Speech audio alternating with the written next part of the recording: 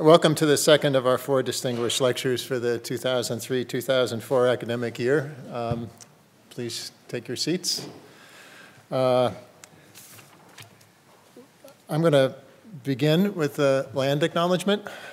The University of Massachusetts Amherst acknowledges that it was founded and built on the unceded homelands of the Pecumtuck Nation on the land of the Nomatic community. We begin with gratitude for nearby waters and lands. We recognize these lands and waters as important relations with which we are all interconnected and depend on to sustain life and well-being. The Pecumtuck had connections with these lands for millennia. Over 400 years of colonization, when Pecumtuck peoples were displaced, many joined their Algonquin natives to the east, south, west, and north. That includes the Mashpee and Aquinnah Wampanoag, Nipmuc, Narragansett, Mohegan, Pequot, and Mohican communities, and the Abenaki and other nations of the Wabanaki Confederacy. These native peoples still maintain connections and relationships of care for these lands today.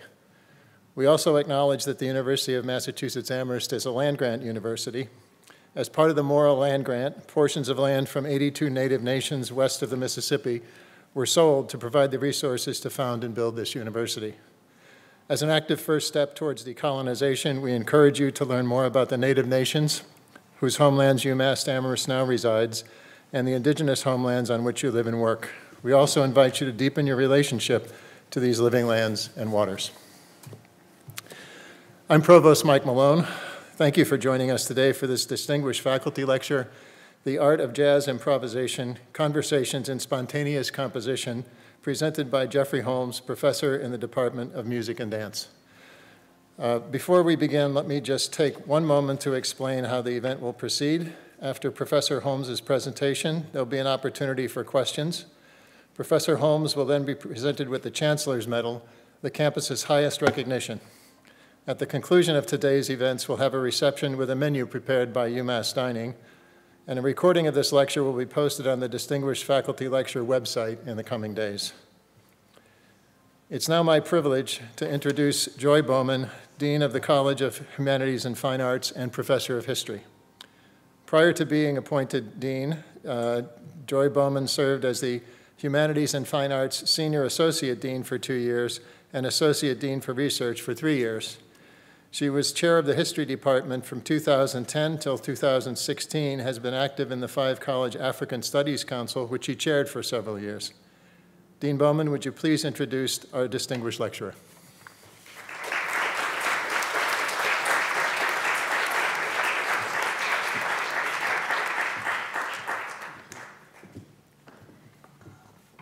Hello and welcome. Thank you so much for coming out on this rather chilly fall day, but it makes us feel like Thanksgiving is coming and there are reasons to celebrate, right?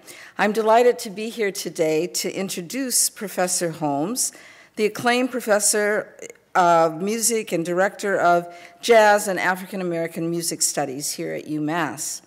Before he delivers his lecture, which will include live accompaniment by his colleagues, Fumi Tomito on the bass and Tom Giapietro on drums, and vocalist Donning Holmes, I'd like to share a little bit about Professor Holmes and his history within our college and here at UMass. A performer, educator, nationally published and commissioned composer-arranger, Professor Holmes has had a long and illustrious career. He has worked alongside some of jazz's most celebrated musicians to create, build, and elevate the university's prestigious jazz program to what it is today.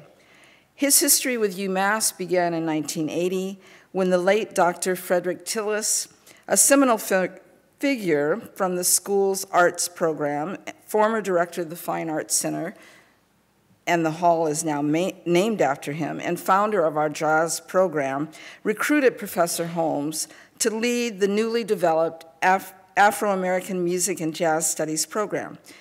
Thankfully, Professor Holmes accepted.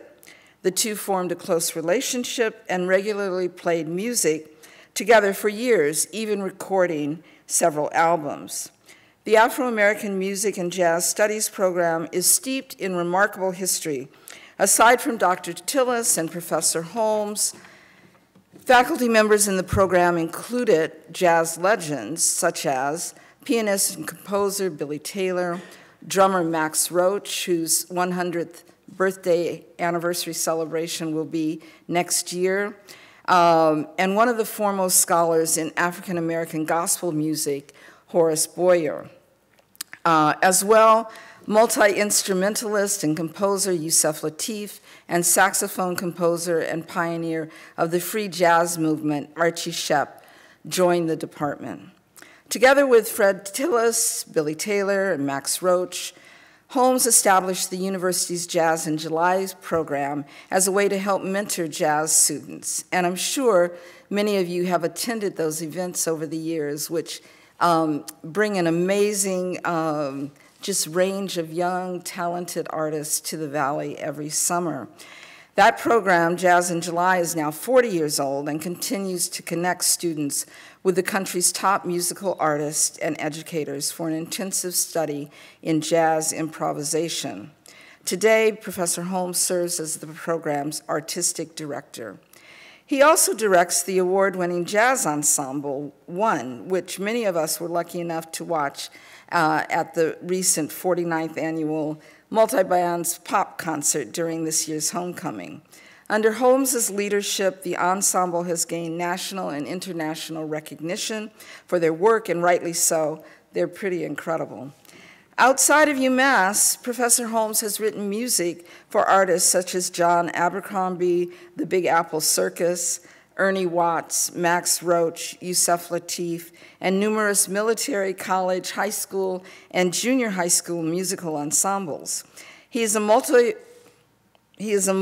recipient of the National Endowment for the Arts, a former columnist for Jazz Player magazine and contributor of 30 entries to the New Groove Dictionary of Jazz. He also received the Massachusetts Association for Jazz Education Lifetime Award as one of many different things over the years. As part of the Jazz at Kennedy Center series with the Billy Taylor Trio, Holmes has performed around the world with a who's who of jazz and popular artists, including Dizzy Gillespie, Sammy Davis Jr., Sheila Jordan, Aretha Franklin, Henry Mancini, Johnny Mathis, and Solid Brass, as well as on numerous New York City Broadway shows. His work has been featured on many CDs, the latest entitled Of One's Own by the Jeff Holmes Quartet is his first small group recording. In addition, Holmes plays keyboard with the Paul Winter Consort, leads the Jeff Holmes Big Band, featuring his wife, vocalist Donnie Holmes, and plays lead trumpet with the New England Jazz Ensemble. Of his talents, NPR has said, quote, "No tune is too fast or too slow for trumpeter Jeff Holmes. He has an impressive technical mastery and can decorate any melody with a lyrical style and profound musical insights." In short, we are in the presence of musical greatness. HFA is proud to have Professor Holmes at the helm of its Jazz and African American Studies program. And so without further ado, I'd like to turn things over to Professor Holmes. Thank you, Jeannie.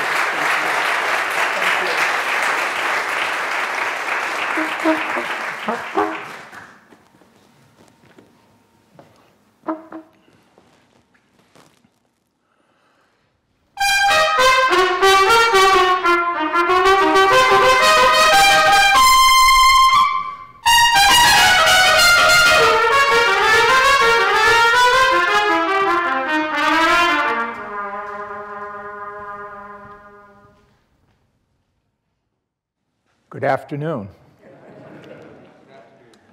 What I just played was the introduction to West End Blues by Louis Armstrong.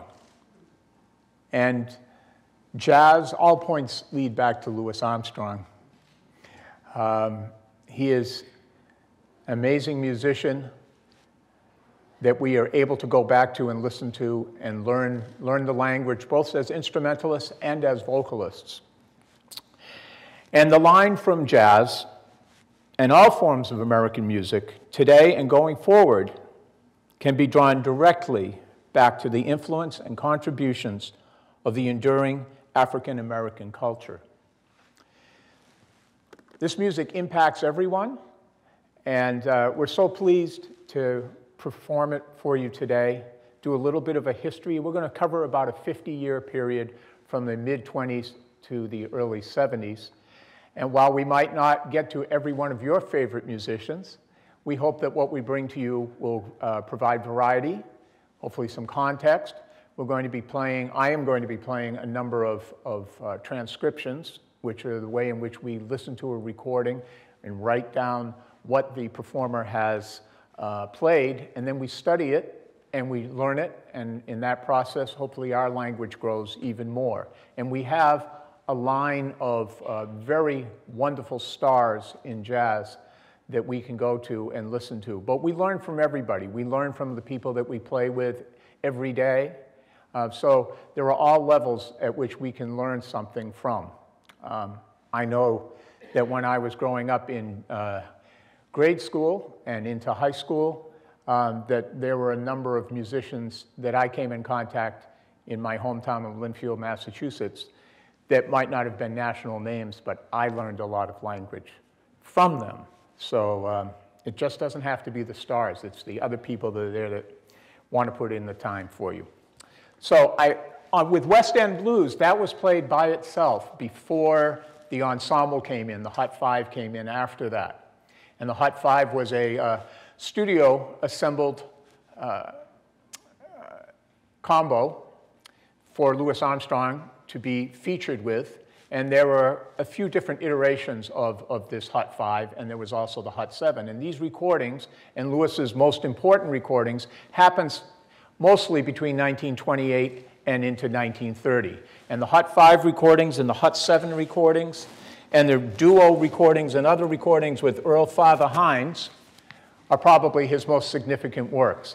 And we're very fortunate that we got to capture this in recordings, because when you think about it, we wouldn't be able to study a lot of these things. It is an oral tradition, but being able to have recordings and hear some of these people that are very standout musicians is very helpful for us. So keep in mind that recordings and live performances are things that we can go back and research and look into and hopefully educate others. The farther we get away from that music, we want to keep that lineage there. So as my colleague Felipe Salas likes to do sometimes when he's making a presentation, this is an album. And this one is a compilation. This is a great one of Louis Armstrong and Earl Father Hines, and West End Blues is actually on this recording. And it's great to be able to sit with this. I mean, this recording, you have an oral interaction, but you also, this is like a little book here as well. You know, you read the liner notes, you find out about the history, you see who the musicians were that you're listening to. So albums and this type of product always were able to bring you inside of the music even farther. Now, I will maintain that with this cadenza, this isn't just, it is spontaneous improvisation, but when I look at the notes that he's playing, I feel as though he's grouped certain episodes in the piece. Like, for example, the very first part of this is an E-flat major chord, or an E-flat 6 chord. So that top line, he's basically playing off of what I hear is that particular chord.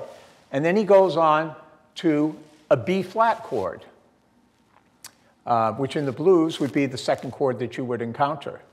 And most of that second line, he is around B-flat 7. But then when he gets down to the last line, he goes to, and this is in the 20s now, but for those of you that are studying jazz, he goes to the 2 chord, which is a G minor 7. Let's see.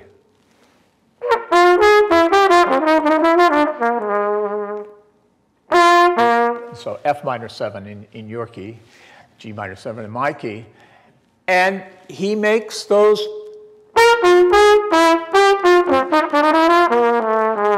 He really outlines the 2 going to the 5, which sets up And then he goes,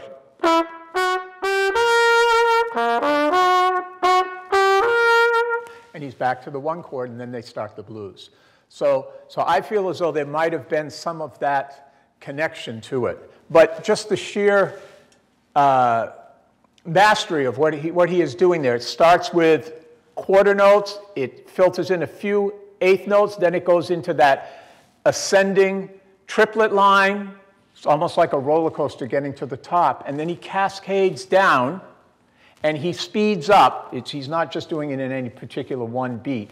So he has that freedom to move things around. And then he has the little dip of triplet notes going into the eighth notes, another triplet, and then he gets down to the very bottom of the piece. So you see that he goes up to a concert high C, and he comes all the way down to a B flat. So he covers 2 octaves. And he could play in the upper register like other people at that time had not shown that type of ability to do. So I've talked a lot about him. Right now, we would like to do a little, add 2 other Louis Armstrong moments for you, and I'd like to introduce to you Thomas Giampietro on drums, Fumi Tomita on bass, my beautiful wife, Donning Holmes, vocals.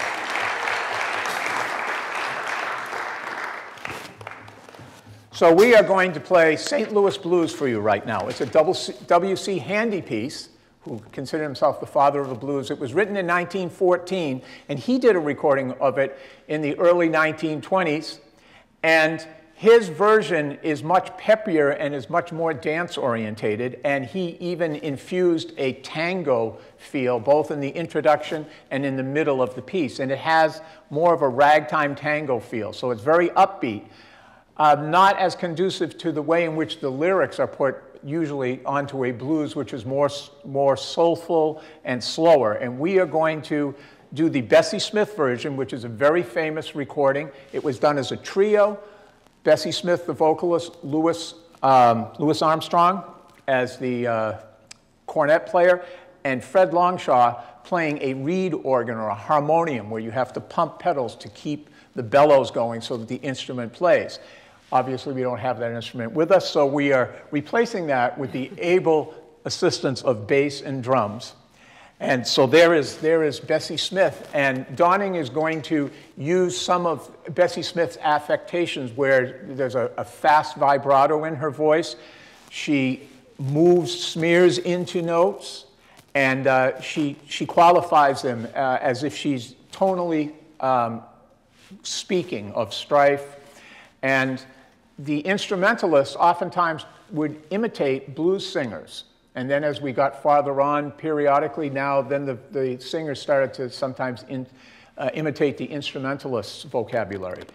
In this particular situation, it's going to be a call and response where Donning will sing and I will respond to her in the same way that Bessie Smith and Louis Armstrong did. I am not going to play Louis Armstrong solo, but I will emulate that to the best of my ability. We're going to start with a 4-bar intro, and then we'll be at the top of the piece. And if you'd like to count along and go 1, 2, 3, 4, 2, 2, 3, when she comes in, then you'll know what the form of the blues is until we get into that middle section at letter C, and then it goes into the tango, and then it comes back to the blues at the end. All right. Oh. 1, 2.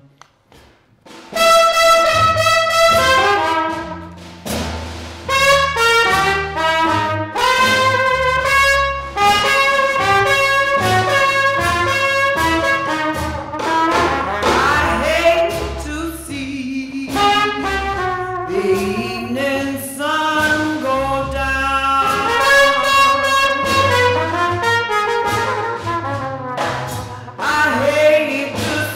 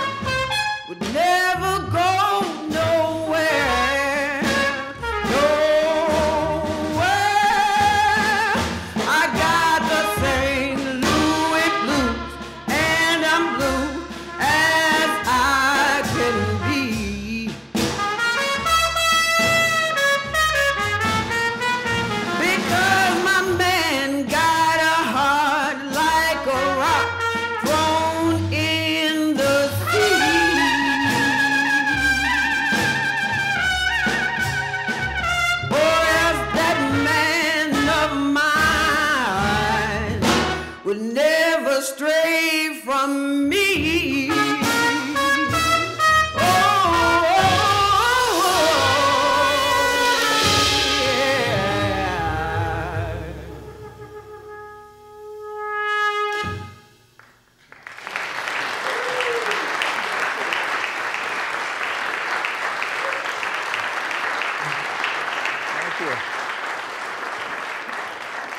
Thank you very much. And to complete our Armstrong triptych, we are going to do one more tune. It's called Strutting with Some Barbecue.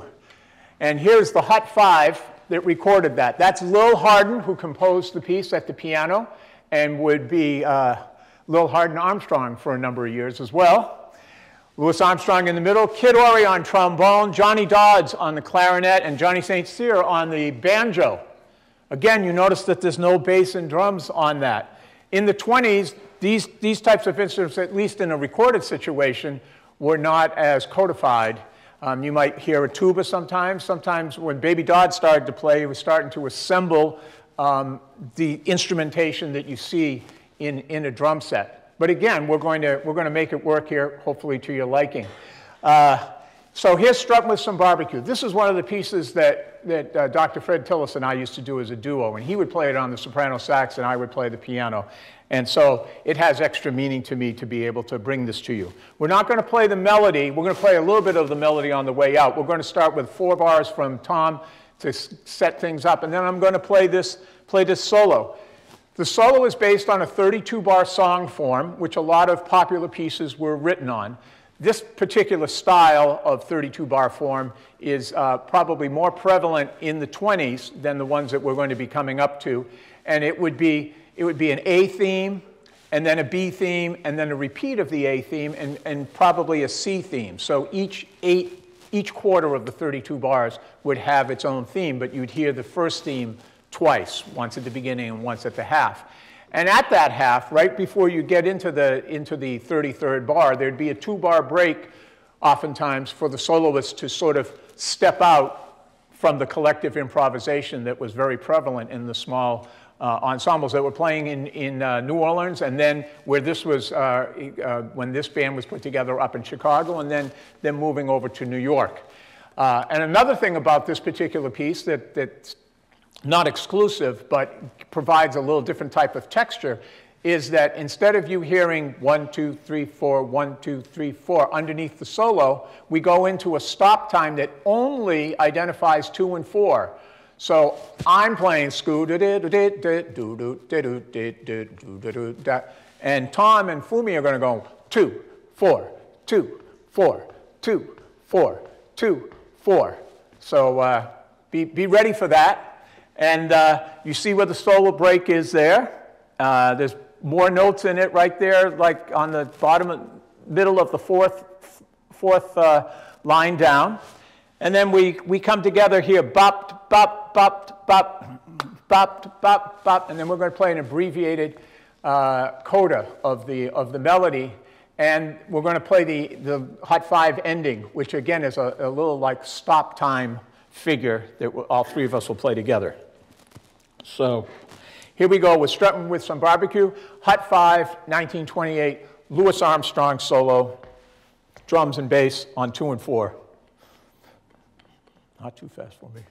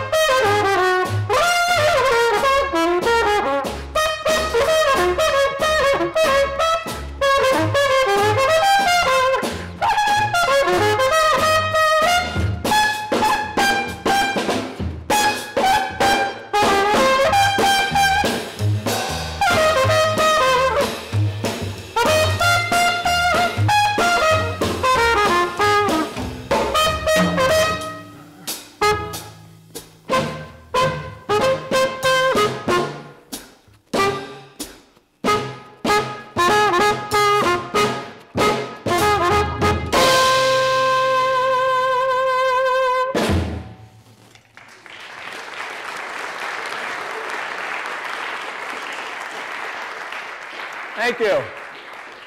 So he plays a lot of notes in there. There's not a lot of space, but you can hear the propulsion. Episode. It comes down lower. So each one starts kind of at a high moment there and cascades down. And then as he plays that, so that's kind of like a little showcase coming out of that. But his time is just, it's impeccable. And on West End Blues, just to backtrack for a moment, there's a moment later on in that piece where the clarinetist is playing and he's doing a response to the clarinetist playing, and he's scatting. And even Billie Holiday has said that, learned scatting from Louis Armstrong. So he had the vocal ability to process improvisation as well. So thank you, Louis Armstrong. Now we're going to go on to a recording that's going to represent the swing era for us. Most of what we think of as being the swing era oftentimes finds itself being presented, at least in the popular idea of swing music, in big bands. And we have the bands start to become larger and larger. There's more need for people to organize what the band is playing, so you have writers coming in and writing for the bands. And as the band gets larger, the soloists are being given probably shorter amounts of time to play. So they play 8 bars or 16 bars, but they're not playing what you might expect where you go to see a concert these days, and you might hear people play multiple choruses. Plus, the recording abilities at that time, you could only cut like a 3-minute record to begin with. So you had to know what you were going to do, and you wanted to feed it into that. But we're not going to play right now any of the big band pieces. We're going to take a popular song called Body and Soul, which was not written by a jazz artist, but because of its intriguing content of music, the chord changes and everything, was something that the jazz musicians really have found to be a challenge, and over the years it's become something of a test piece, if you will. You need to know how to play Body and Soul. And the person that put it on the map is Coleman Hawkins, and we're going to listen to Coleman Hawkins' version right now, a wonderful tenor saxophonist. You're going to hear a very, very quick vibrato in his sound, but it's this immense sound, and there's a 4-bar piano introduction, and then the recording is basically him playing a theme and variation, if you will, on Body and Soul. In the first 8 measures of the piece, he actually refers to the melody quite frequently, but then as he goes through 2 choruses of the piece, he abandons that, at least what we will hear orally, but he is really locked into it. But he shows dexterity. He has a very appealing sound. It is at a tempo that's still danceable, and yet it has all of these other types of great emotional grabs for people to listen to and appreciate. So here's Coleman Hawkins. I believe this is from 1939. And it's Body and Soul. And once we get into the piece a little bit, I may play just a little bit of the melody underneath it for those of you that would like to kind of follow along to say, okay, where are we in the piece? I'll play hopefully not too loud to take over for Coleman Hawkins. All right, Sean.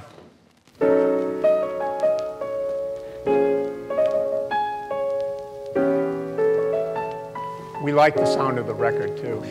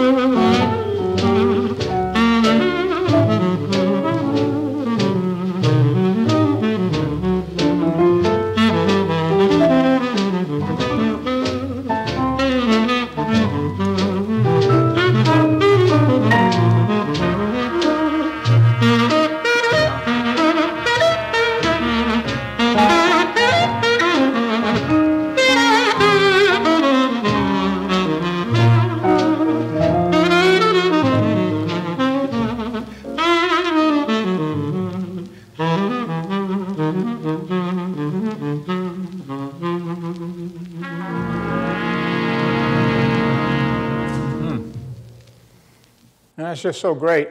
And when he gets to the beginning of the second chorus, he starts to put more effort into his sound. He puts more urgency into it. And then, of course, at the ending, you can he telegraphs that he's coming to the end of it. And suddenly he goes up into the higher register and makes such an impact with that. And then at the very end there, he's just sequencing zubudi-budi, bubudi-budi, bubudi. He just comes down chromatically. And people like the Manhattan Transfer have gone and sung this in 4-part vocal harmonies with jazz words attached to it. So another one of those instances where impactful instrumentalists are embraced by vocalists as well. All right, well, thank you, Coleman Hawkins. Now we are going to invite Donning back up with us. Here's Donning right there. And we're going to do Take the A Train. And so, Take the A Train was written, I believe, again, in 1939 by Billy Strayhorn. And Billy Strayhorn, the wonderful composer, who most of his works are known through the Duke Ellington Orchestra. And Duke Ellington offered Billy Strayhorn a chance to write for the band. And it has been written that Billy Strayhorn was coming in from Philadelphia and needed to know how to get to Ellington, and he said, well, you have to take the A train. So whether that's folklore or not, that is at least part of the message that came from Take the A Train. Take the A Train ended up being the signature song of the Duke Ellington Orchestra, and right, but here, the version that we are going to do is going to be the one that was played by the Clifford Brown Max Roach Quintet. You heard about Max Roach. Max Roach was a esteemed faculty member in the 1970s here full-time, and then was here in a more part-time capacity in the 80s and the mid-90s, a major part of our Jazz in July program.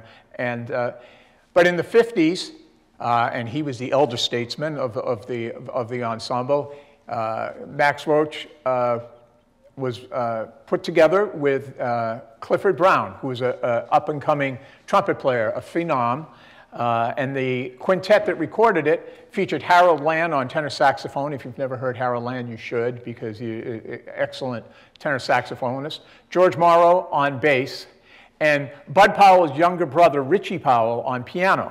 Unfortunately, Richie Powell and Clifford Brown and Richie Powell's wife died in a car accident on the Pennsylvania Turnpike in the mid-1950s. And he was only 25 years old at that time. So there are a lot of recordings. Clifford Brown was just, he took the technical abilities of the trumpet to another level. Not to say that other people before him or around him had not done that, like Roy Eldridge and Dizzy Gillespie and Fats Navarro. I mean, there's a number of people, steps in between that. But Clifford Brown certainly seemed to have a facility that just defied imagination, because he seemed to play it with such ease. And you can even go online and look up Clifford Brown practice sessions if you'd like, and there's a couple of tapes of him practicing figures. So even though it is spontaneous composition, you have to learn the words. And if you want to learn different words or make up new words, you have to practice those words so that you can put those into the playing sentence structure. So you can hear him just sitting around, so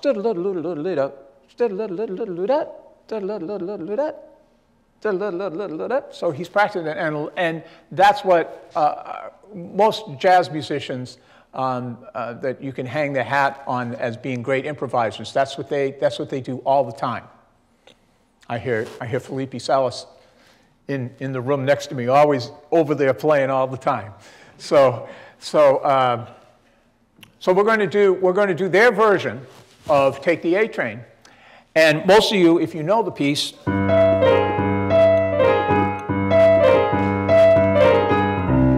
might be the introduction that you know from the Ellington. Well, this is an example of hard bop, which came out of bop in the 40s. And Clifford Brown, Max Roach quintet, they created an introduction and a coda that gives you you'll hear that it sounds like a train starting up and then slowing down. So what we're going to do is we're going to use the Clifford Brown, Max Roach version, and then Donnie's going to sing a chorus, and then I'm going to hopefully play the Clifford Brown solo for you, and then Tom's going to play a drum solo, and then Donnie's going to come back in. One thing I'd like to mention is that in the melody, that note, that's a very significant note in the piece. And Clifford Brown, when he comes to that particular chord change, which is that one that says D7, he plays that quite a lot. He'll hone in on that A flat in his solo. And then a number of other things that are of, well, they are of interest to me, but right there where that C sharp, B, and C, where he is framing the C natural, he plays that figure at the bottom of a line to go up maybe 4 or 5 times in the piece, but you don't hear it that way. But he comes back to things that are repetitive. He just moves them so that you don't hear them exactly the same way. Not every note, if you stopped and listened to every note and tried to put it against the template of the chord, would match. Because a lot of the improvisation, as spontaneous it is, sometimes you take a leap of faith and then you hope that you're going to land. So sometimes there are notes that get you there, but if you stopped and looked at them, you'd say, wait a minute, that doesn't sound like that was actually supposed to be a part of it. But it's the momentum with which he plays, and this is a 2-chorus solo, and we'll see how I do.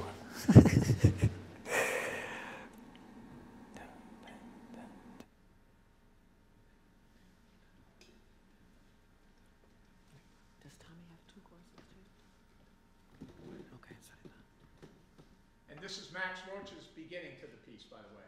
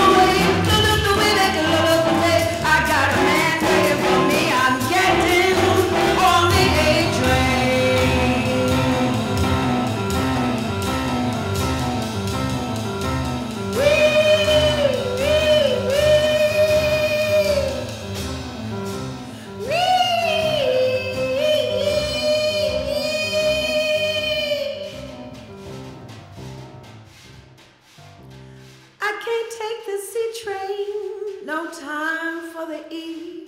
I got a man waiting for me. I'm getting on the A train.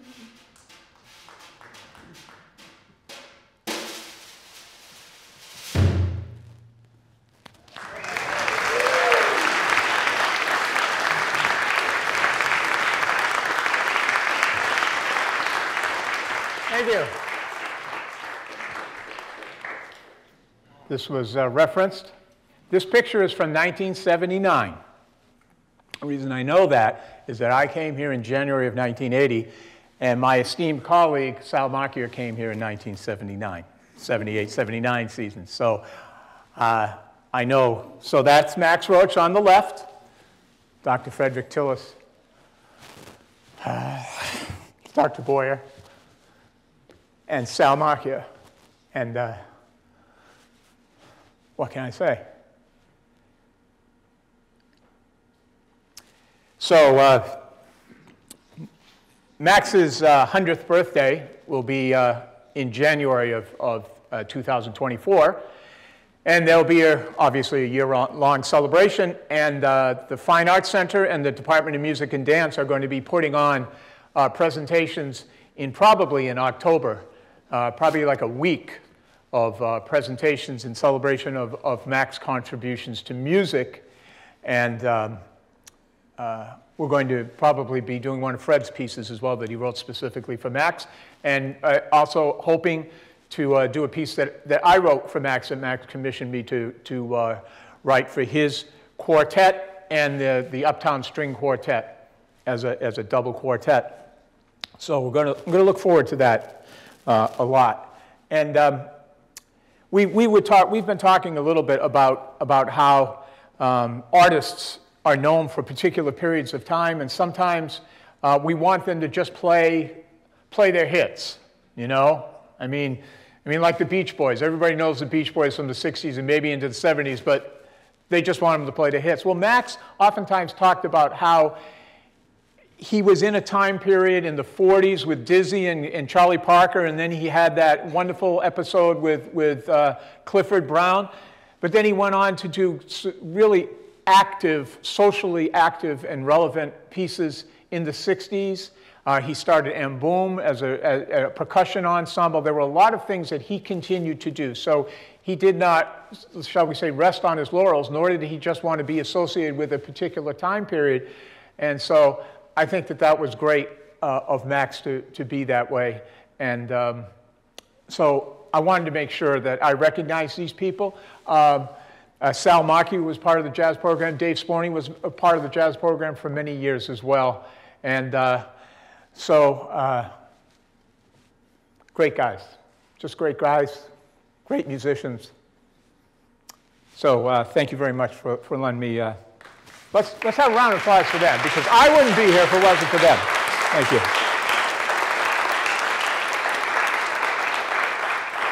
All right, we're going to do a ballad now. We're going to go through it once. We're going to feature Donning one more time on Thelonious Monk's Round Midnight. Now, this is a beautiful ballad. For people that know a lot of Monk's music, they might not think of this as being typical of the type of tensive portrayals that he often does in some of his pieces. But this is a wonderful piece that he might have at least started when he was in his late teens. But we're going to do it, as I said, as a vocal ballad. And I thought you might like to see a lead sheet that we're playing on, and then I handwritten in things that we discussed as a quartet. So we're not playing any transcribed solo, but I thought it'd be interesting to see how you spontaneously interact. Certainly we talk about how we're going to do it, but how Donning sings it and how we play behind it can change every moment, every time that we play it. But we organized a few things. The second time we come through the melody, we're going to, what it says, a double time feel, second time only. So we're writing like little notes to ourselves. Okay, this is what we're going to do here. And then on the B section, we're going to do 8 bars of that double time 2 feel.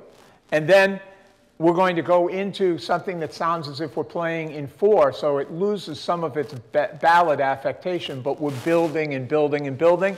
Then I put single time here, which means we come back to the ballad tempo. We have that little bird's eye there, that's a fermata.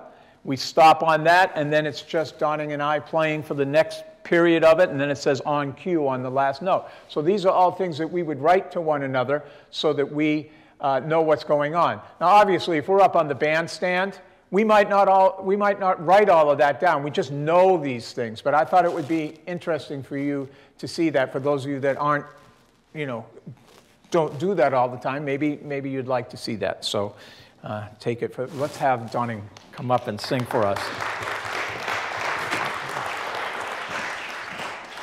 And my introduction is going to be based on the last 4 bars of the bridge.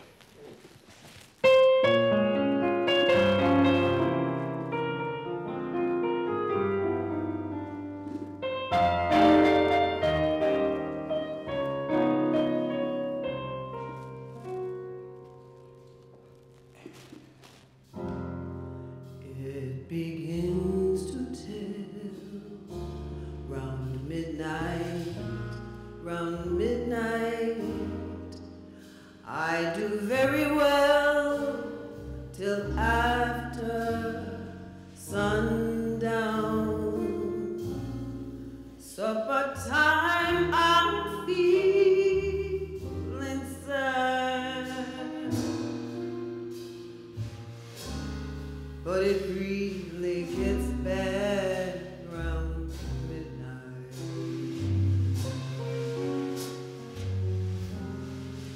Memories always start round midnight, round midnight. Haven't got the heart to stand those memories when my love is still with you.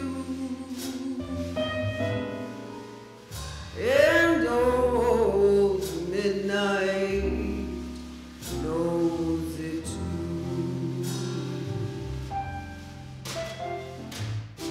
When some troubles we've had needs mending, does it mean that our love is indeed? Darling, I need you, but lately I find you're out of my arms and I'm out of my mind. Ooh, let our love take wing. Some midnight, let the angels sing for your returning. Let our love be safe and sound when old midnight comes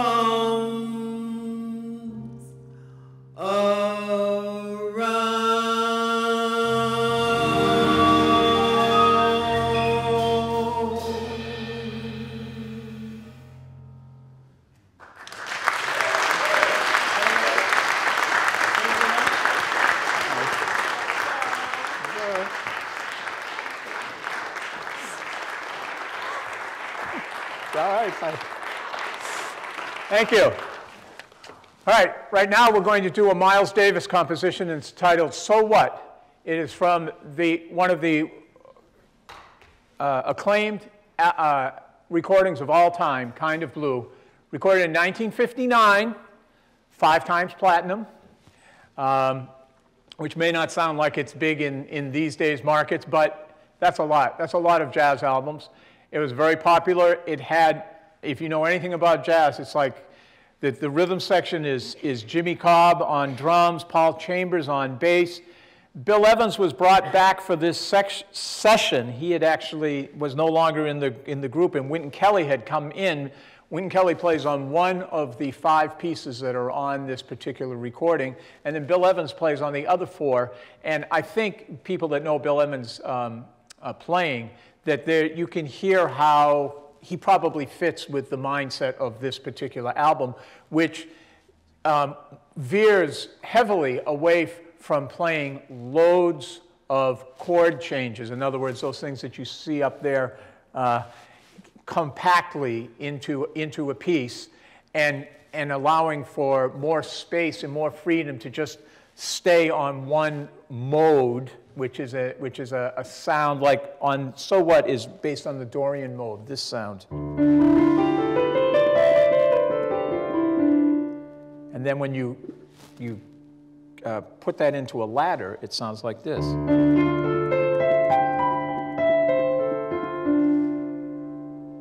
And George Russell, with the leading chromatic concept, he made a point of showing how these chords could also be related to the scales or modes that could be put into notes that followed one another rather than being stacked as steps or in kind of a ladder-like way.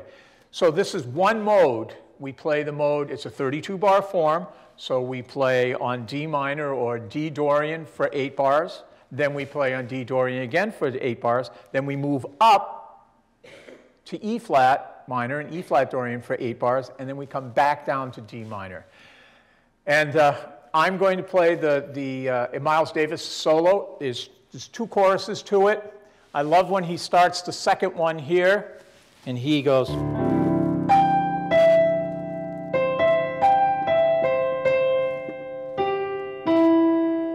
So he's up on what we would call the 11th and the 9th. But if you put it into the scale, it's here.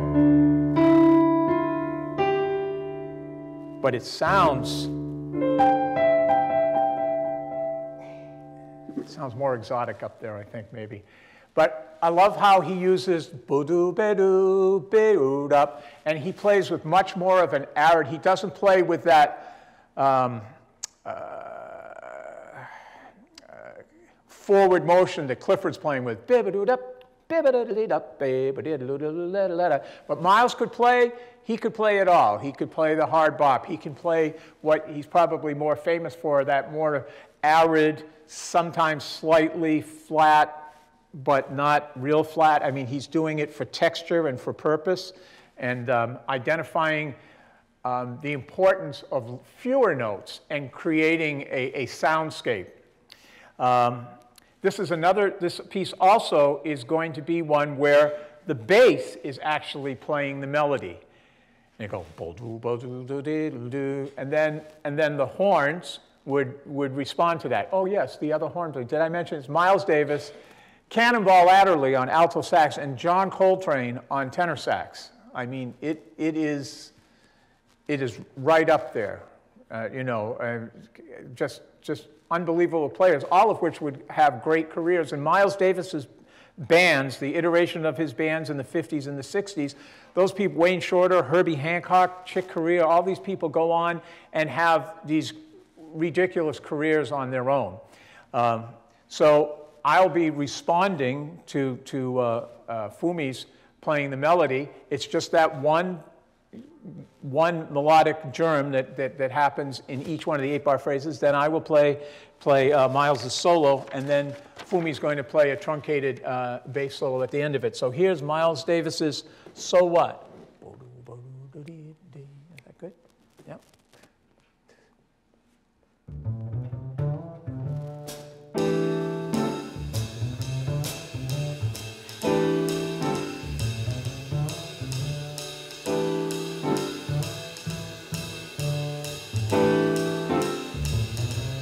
Where the horns come in.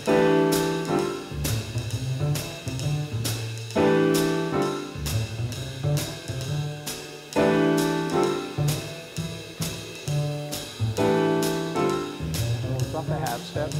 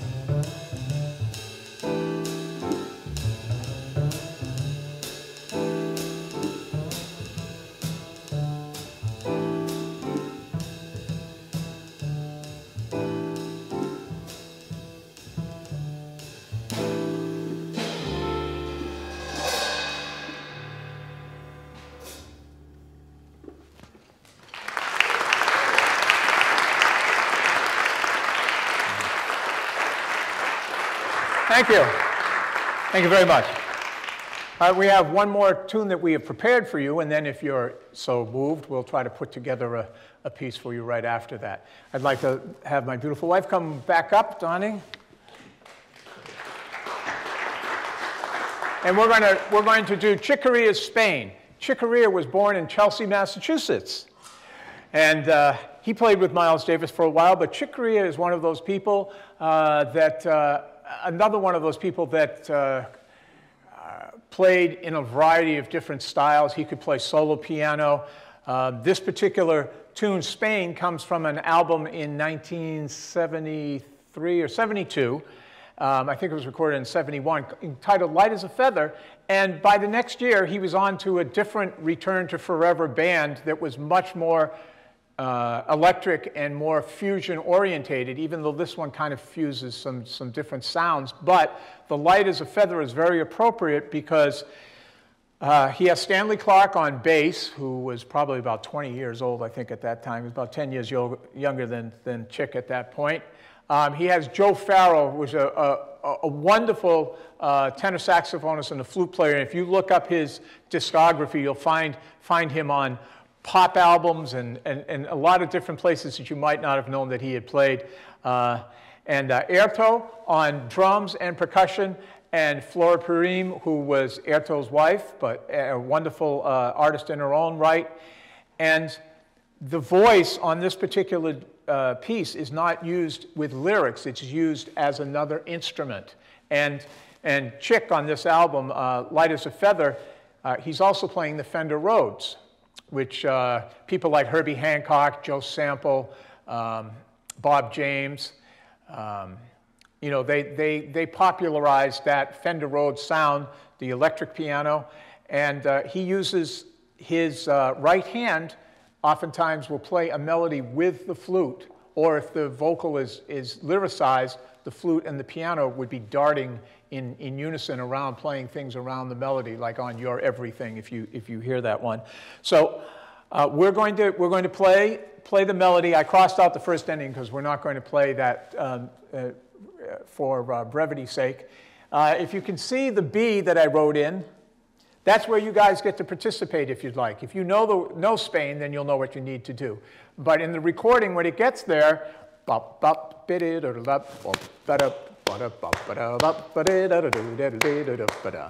on the recording, you hear people clapping along. So if you'd like to do that, you're more than welcome to. The soloing that Chick does is on this last section here. And this section is actually an expanded version of the chords that happen up earlier in the piece at letter A. And it is actually, it's in the 12-bar or 24-bar blues form, although you might be hard to hear the same blues thing, but it has the same sections, the 3 sections of soloing on, large sections. And I'll do my best to do his solo. It's an amazing solo. Pianist, he never goes into where his left hand is. His left hand is always locked like the F sharp above middle C. When he's comping, that top note is either that F sharp or the G above it. And he has a remarkable, the way in which he pecks rhythmically with his left hand. But his right hand is all up here, and it goes way up into the upper register of the Fender Rhodes. And you know that sometimes acoustic pianos are not tuned well up there, or sometimes you lose some of the body. In the Fender Rhodes, oftentimes you still had some sound support to it. So he uses that to his advantage. And he loves to play things that are very rhythmic as well. And one other thing I'll say about it is that sometimes he'll play a figure, say he plays this here, he'll play that in the next octave.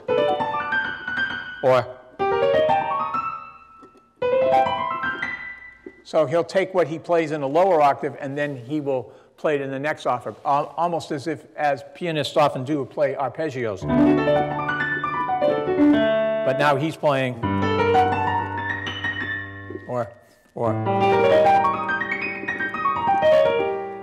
And another element to his playing is the pentatonic scale, which is a 5-note scale that, again, it gives you some liberation to being played. So,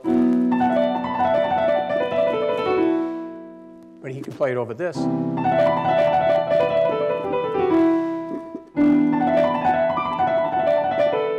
So when he's playing on, there's a lot of similar notes that you can play on, and when you know that that's the kind of cell of notes that you're playing on, it allows you to do other things rather than kind of moving from chord to chord and go, oh, wait a minute, now I got to play these 4 notes on this one. Oh, now I got to play those 4 notes. So see, he finds ways to group notes. Wayne Shorter is another person, a tremendous saxophonist that has that innate ability to find groups of notes that he can just play on. All right, enough of my yapping, right? Okay, so let's go to Sean, let's go to the next. There we are. And I'd like, I'll thank everybody at the end there. All right, now let me go to my, oh, I should have mentioned this already, right? My wife and I, next week, will be celebrating our 20th anniversary.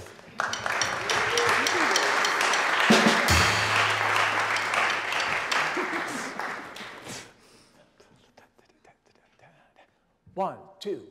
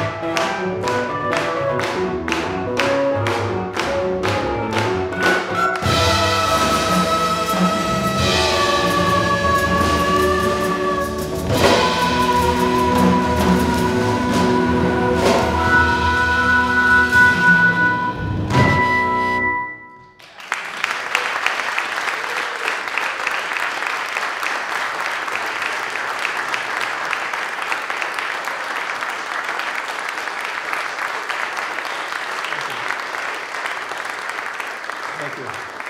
Do you know what time it is? Does anybody know what time it is? Does anybody really care? 5:15. All right, so I guess we're done. But can I thank a couple of people first? I'd like to thank Production Services, Sam, and Pete and Sean, and I'd like to thank our Sean Riddle, for running the projection as well. I really appreciate the support from the Fine Arts Center. And to the Department of Music and Dance, too. Thank you so much. And my colleagues, Fumi Tomita, Tom G. and Pietro, my wife, Connie Hall. And 3 of our 4 children are here as well, Oscar, Noah, and Sarah.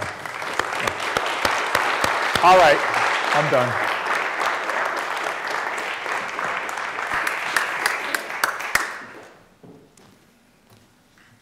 Wow. I was really looking forward to this. I didn't know how much I needed it. Thank you. Thank you. Appreciate it. Please.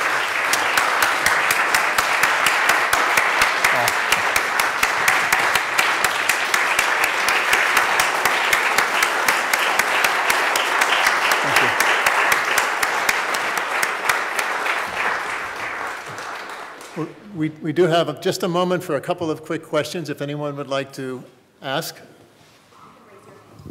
We'll bring you a microphone. No questions. That's okay.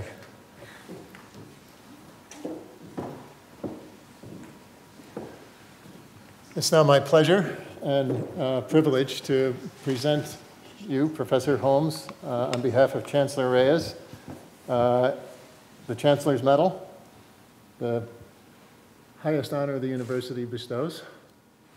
Congratulations. Thank you so much. Thank you. Thank you. Thank you. Thank you. Thank you.